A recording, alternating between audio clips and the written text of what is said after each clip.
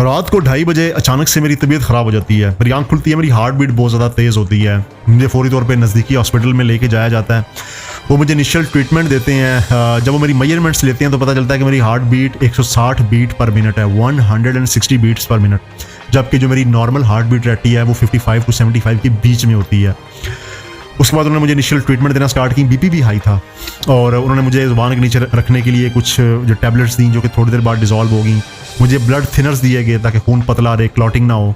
उसके अलावा मुझे एंड्रॉल दी गई कि अगर घबराहट हो रही है तो सूरत में वो भी ना हो। और डॉक्टर ने मुझे डायरेटिक्स भी दिए, कुछ इंजेक्शन भी लगाए। वो ये समझ रहे थे कि शायद मैंने कोई ऐसी चीज़ कंज्यूम कर ली है जिसकी वजह से मेरा हार्ट जो है वो स्टिमुलेट हो गया। खैर उसके बाद मुझे उन्होंने रेफ़र किया कि आप बड़े हॉस्पिटल में चले जाएं। मुझे रावलपिंडी के बड़े हॉस्पिटल में लाया गया। वहाँ पे 24 घंटे तक ट्रीटमेंट चलती रही और तब जाके मेरी हार्ट बीट नॉर्मलाइज हुई। मैं रात को सो नहीं सका था और जब हार्ट बीट नॉर्मलाइज हुई तो उसके बाद मुझे वहाँ से डिस्चार्ज किया गया। वो जो वाक़या था वो मेरे ज़हन पे काफ़ी उसने बुरे और नेगेटिव असरात डाले। मेरा नाम उस्मान अरशद और आज की इस वीडियो में मैं आपके साथ अपनी एक टेस्टिमनी शेयर करूँगा कि मैं इस नहज पे कैसे पहुँचा, मैं स्टेज पे कैसे पहुँचा, वो कौन सी ऐसी मिस्टेक्स थी जो मैंने की और मैं ये चाहता हूँ कि वो मिस्टेक्स आप ना करें ताकि आप उन मसाइल के अंदर ना गिर सकें जिस मसाइल के अंदर मैं गिरा हूँ। कहते हैं कि इंटेलिजेंट इंसान वो होता है जो दूसरों की गलतियों से सीखता है, ना कि खुद गलतियाँ करके सीखता है। और आगे बढ़ने से पहले काइंडली चैनल को लाइक भी कर दें, सब्सक्राइब भी कर दें और अगर आप ये समझते हैं कि चैनल अच्छा है तो उसको दोस्तों के साथ शेयर भी करें।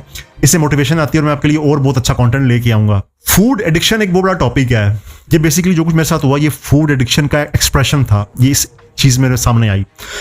फूड एडिक्शन बेसिकली क्या होती है? फूड आप जिंदा रहने के लिए खाते हैं, लेकिन जब आप फूड को देख के उसे बहुत ज़्यादा खाना शुरू कर दें और आप उसे छोड़ ना पाएं तो ये बेसिकली फूड एडिक्शन की कैटेगरी में आती है। याद रहे दुनिया की कोई भी एडिक्शन है वो पैसे के ऊपर बेस करती है। आप चाहे चर्स, पाउडर, गांजा, अफीम, शराब कुछ भी करें, आपको पैसा चाहिए।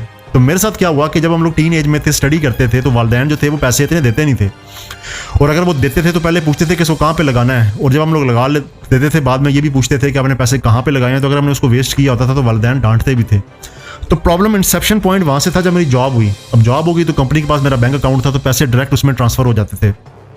तो अब क्या करना था? अब अपनी वो तमाम ख्वाहिशात पूरी करनी थी जो बचपन से पाल के रखी हुई थी। अब बस फूडी खाना पीने का मुझे शौक था तो मैंने कहा क्यों ना अपनी जो है वो खाया पिया जाए। सो मैं गलती से जो है वो फास्ट फूड की एडिक्शन में पड़ गया। आप ये सुन के हैरान और परेशान होंगे कि मैं एक जिंगर माइटी नहीं खाता था बल्कि 2 माइटी खाता था एक जगह पे बैठ के। और रात को 1:30 बजे जब मैं ऑफिस में होता था तो रात को नींद नहीं आ रही होती थी तो मैं सोच रहा होता था कि यार अगर मैं KFC की आउटलेट पे जाऊंगा, शॉप पे जाऊंगा तो क्या मुझे वहाँ से जिंगर बर्गर मिल जाएगा। और अक्सर औक़ात ये जंग मैं हार जाता था और मैं ऑफिस से पास ही एक KFC की आउटलेट थी, वहाँ पे जाके मैं वो बर्गर खाता था। उसके बाद क्या होता था कि अक्सर जब मैं KFC की आउटलेट के पास से गुजरता था तो अजीब सी ज़हन के अंदर जंग शुरू हो जाती थी।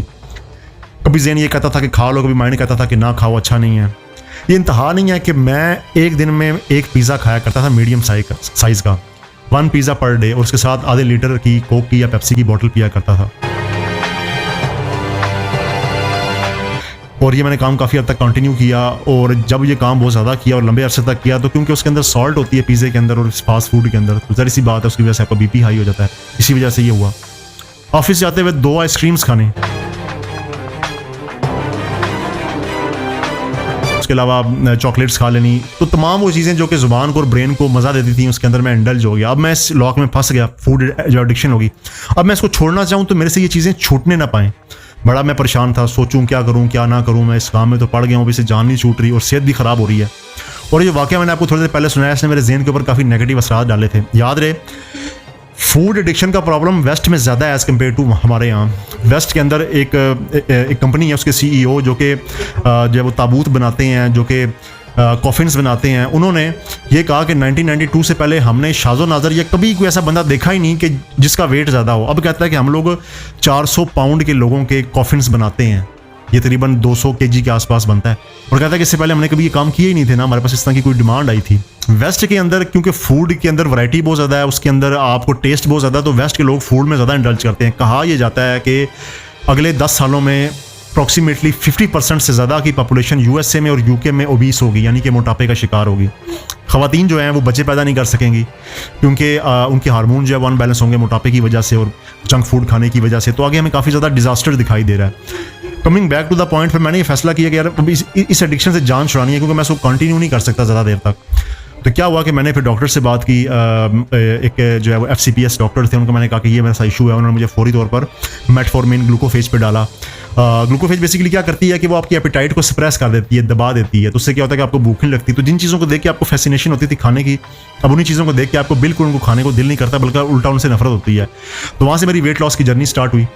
जब मुझे वो रात को प्रॉब्लम हुआ था, ऑन दैट टाइम मेरा जो वेट था वो 112 kg था, which was very very high.